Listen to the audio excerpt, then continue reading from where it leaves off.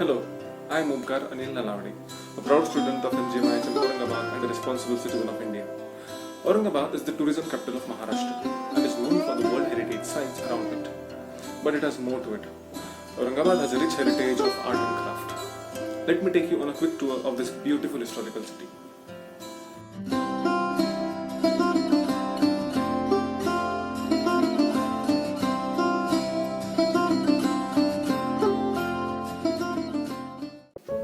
First of all, let us talk about a cloth which is the pride of India. You guessed that right, Khadi, also known as Khaddar.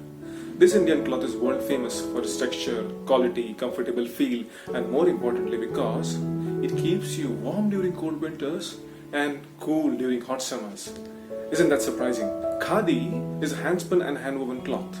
It was used and popularized by Mahatma Gandhi during the Swadeshi movement.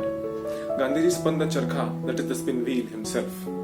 And today, Mahatma Gandhi Mission's Khadi Center, a state-of-the-art Khadi manufacturing setup in the bustling town of Aurangabad, contributes to uplift people from the underprivileged backgrounds of the society. It was established in the year 2009 under the MGM Trust, and it is located just 4 kilometers from the Aurangabad airport. Like me, every woman's dreams of having one of the saris. Yes, we are talking about the Royal Paithani saris, without which no Indian wedding is ever complete. The tradition of making this breathtaking garment dates back to 2000 years ago. Paithani has its root in the city called Paithan, which is known as Pratishthan. It is only 50 km away from the Aurangabad city. Paithan was an international trade center of silk and zari, that is gold yarn. India used to export cotton and silk to the Roman Empire from Paithan. The technique used to make Paithani, it is similar to tapestry weaving technique. And from the dyeing of the yarn to weaving technique, everything is done by the hand. The pattern on the sari are so minutely made that they literally look like they've been pasted on the sari. The reverse side of the design is so identical to the top side. You will surprised to know that the artists who put so much life in these saris, sometimes they work for 2 years for making this fascinating garment.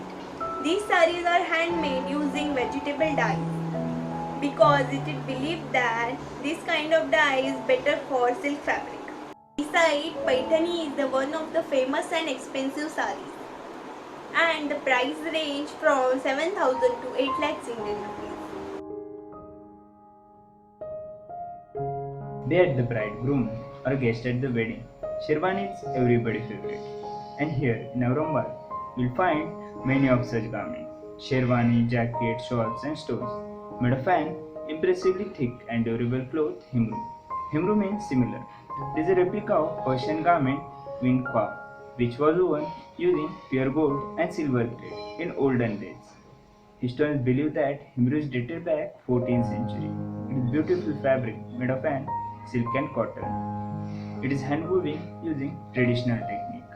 Depending on design, it might take several days for the weaver to make a single cloth. Himru is in demand for its unique style and design.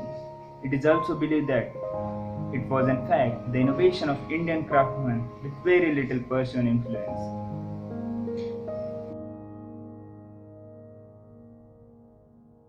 In the era of internet, emails, text messages, and social media, a touch of handmade paper still delights our heart. And the Kagzipura is all about the same look. The name itself displays its glory. A small village in Aurangabad district which has preserved the 700-year-old tradition of making handmade paper, that is kagaz. The skilled artisans who make this paper are called kagzis. Leather magicians, these craftsmen and women make paper out of pulp made of jute ropes, vegetable waste, cotton rags, tea leaves, recycled papers, and whatnot. Totally handmade. These papers are made by a unique and eco-friendly process, which consists of several stages. Excellent quality with variety. The papers are so fine, you can write on them. The texture is perfect for drawing, and the papers are flexible and more durable than notebook pages. And in the past, the Kagzis made papers individually at their homes. And as years went by, a centralized handmade manufacturing unit has been set up, where papers with impression of various leaves are made: envelopes, paper bags, lanterns, photo frames, pen stand, even notebook, and variety of craft is made.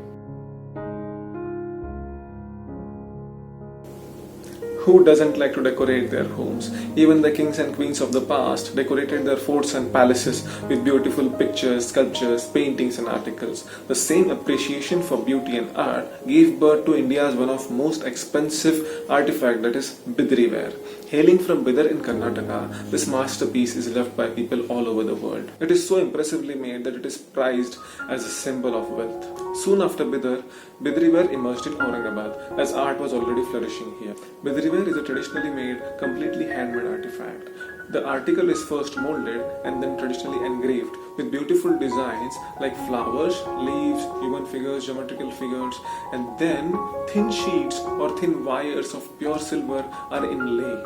And finally, the article is then oxidized in soil, which gives it its famous glossy black shine. Originally, the soil used to make Bidri ware was taken from the Bidar fort. Artisans believed it to be special. They say that the mud used to make the molds of the artifact are very important, and the true art lies in testing the mud. The craftsmen taste the soil by their tongue and then decide whether to use it or not. Isn't that amazing?